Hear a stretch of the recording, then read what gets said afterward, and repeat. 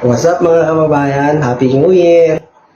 Ayan, ito po yung unang upload natin ng video ngayong taong 2025. At ang nilalaman ng video na to ay 7 na iba't ibang klaseng format ng vlogging. At kung interesado ka, tapusin mo tong video na to. At kung kailan tayo nagkita, ako si Jason Balan, isang piggery farm worker dito sa bansang Australia. At tulad mo, nagsusumikap at may pangarap na gustong abutin. At tara, simulan na natin. Nung nakarang taon, hindi nung 2024, noong 2023, nag-vlog na ako. Nagbo-voice over ako sa piggery noon. Maliit na piggery ko noon doon sa Pilipinas. Nagbi-video ako, tapos sinisave ko yung video, at saka ako ngayon i-edit at voice over ko na lang, which is napakasimple ng format ng vlogging. Yun nga lang, hindi ko siya na-sustain, hindi ko na ituloy-tuloy. Siguro nasa mga 3 months or 4 months lang ako na nagbo-voice over noon. Ang purpose ng pagbablog ko noon, gumawa ako noon ng FB page ng aking babuyan na G Balan Pig Farm. Ngayon ay mayroon ng 1K na followers. Naniniwala ako noon na ang pagbablog ay pre-marketing. Kumbaga, hindi ka gumagastos, nakikilala yung business mo, binibigyan mo yung mga buyers mo na makilala ka, at ipakita mismo yung loob ng piggery. At yun yung thinking ko noon. Binalikan ko lang nung mga nakarang araw, may mga videos na pala ako noon na umabot ng 21k views, 4.5k views, at naka-upload ako noon ng mahigit 30 videos, 50 kasama yung mga reels na kinakat. Hanggat andyan yung videos mo, mayroon at mayroong nadadagdag na views, kasi yung mga second generation, naghahanap din sila ng information sa YouTube, sa Facebook. Isang napakagandang way ng marketing ang marunong kang gumawa ng video, marunong kang humarap sa camera, lalong-lalo na sa mga nagne-negosyo. Kaya, ito yung 7 na iba't ibang format ng vlogging. Okay. Number 1, daily vlogs. Ito yung daily life activities, routine, experience, mula umaga hanggang gabi na ginagawa mo.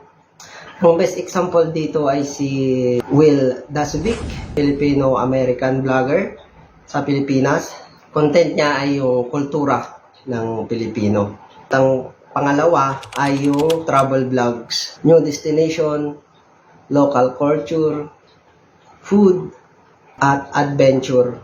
Ang best example dito ay si Soto TV. Siya yung nasa Facebook, siya yung pumupunta sa mga katutubo para doon gumawa ng content. Napapakita niya rin yung kultura ng mga katutubo. Pangatlo, ito yung tutor and educational vlog. Ito naman yung sharing your knowledge, step by step guide knowledge.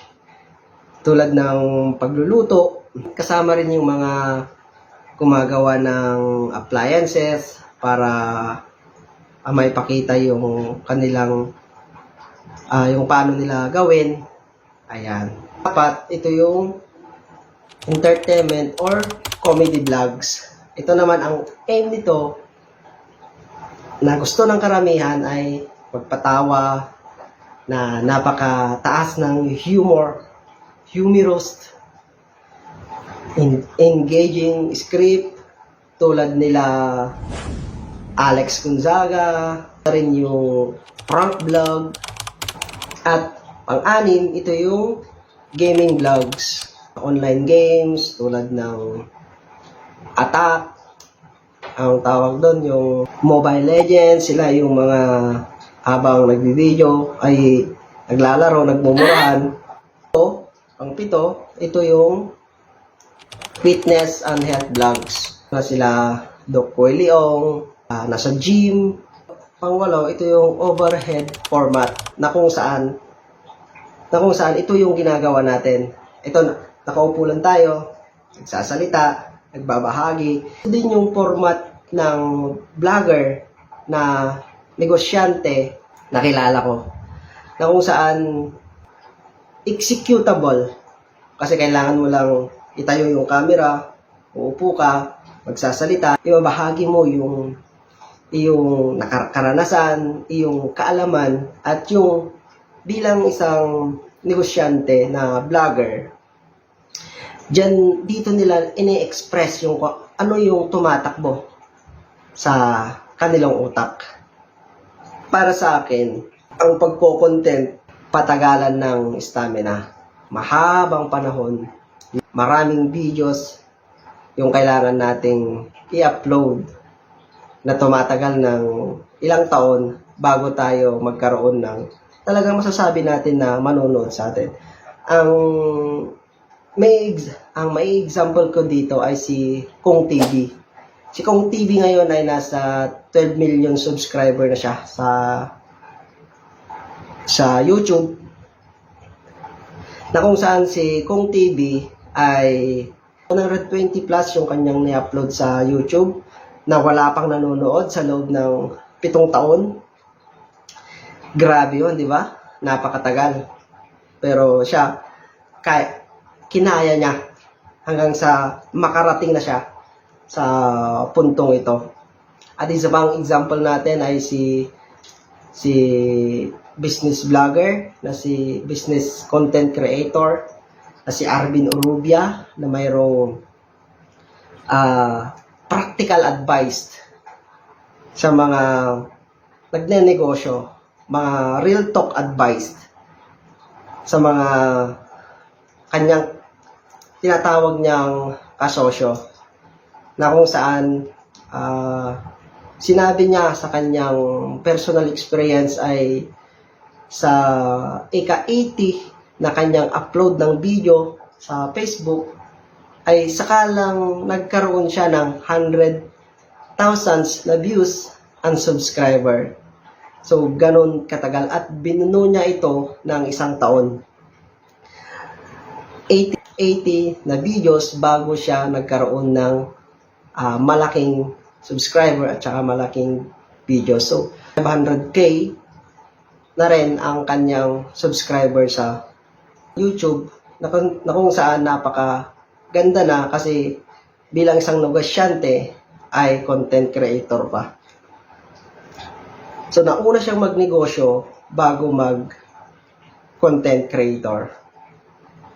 Naniniwala ako na hindi ikaw ang pipili ng format ng iyong pagiging content creator, kundi ang format ng vlogging ang pipili sa'yo. Parang sa pagnenegosyo lang din na hindi ikaw yung pipili ng negosyo, kundi yung negosyo ang pipili sa'yo.